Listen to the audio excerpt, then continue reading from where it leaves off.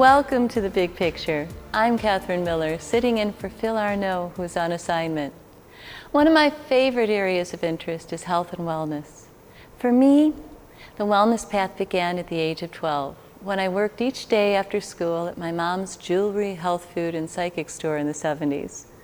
I love the excitement of new products on our shelves and the possibility of healing someone with nothing more than the energy from our own hands. But I was born an open-minded skeptic. In other words, I was open to exploring new or unconventional ways of doing things, but I wanted to see evidence and results. To some extent, that put me at odds with the world of health and wellness in my own mind, as I lumped it all in with the psychic healing realms of tarot cards and readings and energy healing, which I had held some judgment about. By the time I hit college, I was starving for the mainstream, and I ended up with a 5-year biology degree.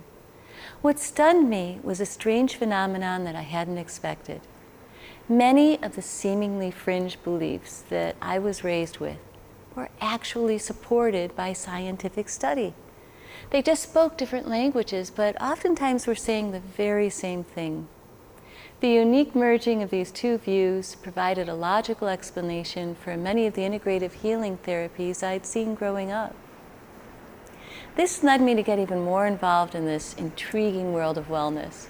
So I founded a magazine called Holistic Health Journal, which boasted a review board of well-known MDs and authors such as Deepak Chopra, Bernie Siegel, Hyla Cass, and many more.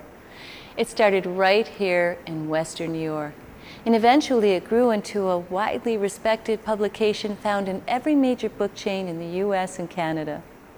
I eventually moved to Los Angeles and took health and wellness into the world of television. So fast forward 20-some years, and like a true Buffalonian, I moved back home for family. I was surprised that since the time of launching Holistic Health Journal, the wellness level of Western New York has done very little to improve. Out of 62 counties in the state of New York, Erie County ranks number 56. My guest today is a man who spent the last 3 decades as a wellness warrior in our fine town and is passionate about bringing greater levels of awareness to healthy living in Western New York. He's a personal hero of mine, as he's dedicated his life to increasing our levels of awareness in the realms of health and wellness. And that brings us to our guest today, Phil Habestro, the Executive Director of the Wellness Institute here in Buffalo, New York. Welcome to the show, Phil. Catherine, it's great to be here. Thank you. How did you find your way into the realms of health and wellness? What was your journey into this field? I think it's pretty simple. We kid people, my family in Buffalo, they've been here since about 1826, wow. And they were gunsmiths and brewers. So I think it was pretty natural for me to go into the health and wellness field. But on the more serious side, right. An athlete when I was young, SUNY Brockport for college. I studied physical education, sports science there. Worked up at the college for about 8 years. When I came back to Buffalo, went downtown, worked at the Buffalo Athletic Club, which is now a private club. Did fitness programs for people there, Catherine. I think I did like 1,000 different fitness programs for people. Yeah, I was eventually the program director. But I left there in '83, and I started my first company, a little firm, Buffalo Fitness Consulting. You know, I had a business card.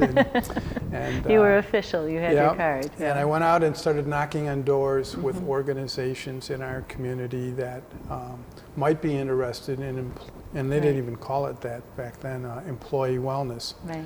So I went from people to organizations, and during that journey, a very fine young friend of mine, John Giordino, who was a prominent attorney here in our community for many years, he and I were always kibitzing about how we could improve the quality of life in our community. And we decided, with his help, we founded the Wellness Institute of Greater Buffalo in 1989. So this fall, we'll be celebrating our 30th anniversary.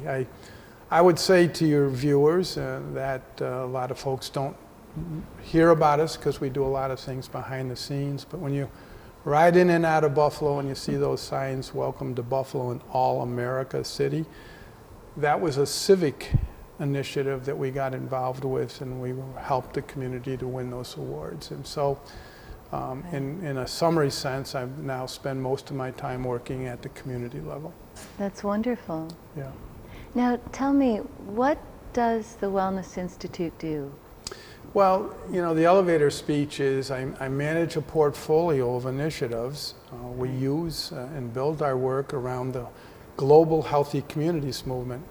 So it's not just about the human physiology, you know, good eating and not smoking and being physically active, but it's also about the civic health of the community. Right. It's about the environmental health, and it's also about the economic health of the community. When you balance those elements, environment and society and the economy, you go to the other side of the ledger. One side of the ledger is personal choices. So Catherine decides she wants to be healthy and she's eating right, but then Catherine walks down along our waterfront and she doesn't know it, but there's pollution in the air from plants and that. So there really is a balance point between personal choice and community culture. And that's really where we spend our time and our work. We'll get behind the scenes a lot of times, particularly on public policy things. That's wonderful. Yeah. Now, how are you funded? How do you pay for all this? Well, like any other nonprofit, you know, there's a range of things that you do. I don't rob banks. You know, I was just going to say, I heard word on the street, Phil. You won't see my picture in the post office. Mm-hmm. But it's a variety of things. There's contracts that you get. We have some contracts with the city. We have some contracts with the county. We've had contracts with the state, so on and so forth. Sponsorships, donations, public speaking. I do a great deal of that. So there's a wide range of things. And one of the fun things that has happened for us is over the years, we've incubated.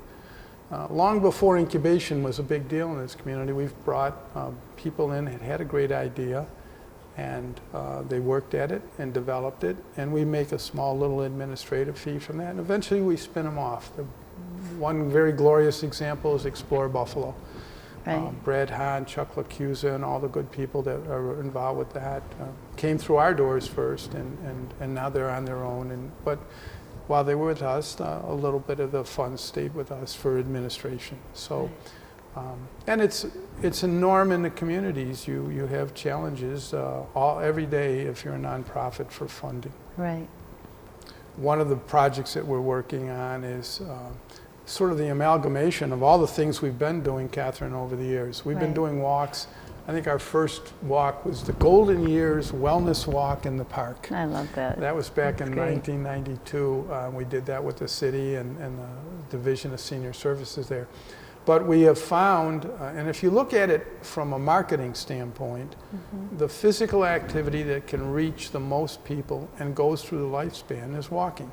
Right. So in order for us to make a strategic decision about where to focus efforts in that direction, we decided to put it on walking. Now, a very good friend of mine and somebody that worked for me for 10 years, Justin Booth, is out in our community doing tremendous work increasing the biking of our community. And there's a lot of other people that are out there that are doing different things in that direction. So we took all of the walking stuff, which includes things like public policy, and we put it under the heading of Western New York Walks. Right. And the idea is to go out, and we just held a summit this past June. That's great. We were hosted by the people at the Buffalo Grand Hotel, did a wonderful job.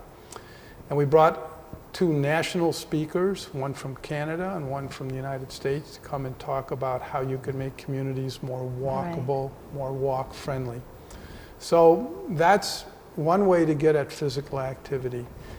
If you look at the literature, you know, I just saw some data from New York State ranking the state relative to overweight and obesity, and just about 6 out of 10 New Yorkers are either overweight or obese. So regular physical activity is one of the antidotes to help manage weight. And walking is such a simple solution because it takes so little. You don't need a whole gym set up in your house. You can just walk outside your door, especially when Western New York, this weather is beautiful as it is now. And you know, you talk about the winter thing, and one of the projects we're also involved in is the city of Buffalo was there was 62 applicants for a major national grant which was funded by the Robert Wood Johnson Foundation.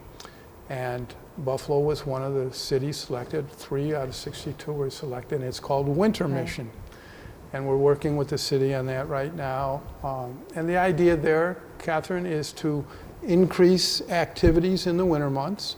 That's wonderful. But also to reduce social isolation. And that's kind of brings you to the mental health side of what we do. Right, that's wonderful. I know even here in the mall where we are, the Eastern Hills Mall, it's all winter long we have mall walkers. It's so simple just to go somewhere and well, I'll heat it inside I'll give you and take a little walk. Little fun point. You know, a lot of the work I do is public policy, and so I used to follow Robin Schiminger around the mall over at, that's great. at the other place. He and I are classmates from O'Hara, but it's one way to meet people, and there's a social side to that too.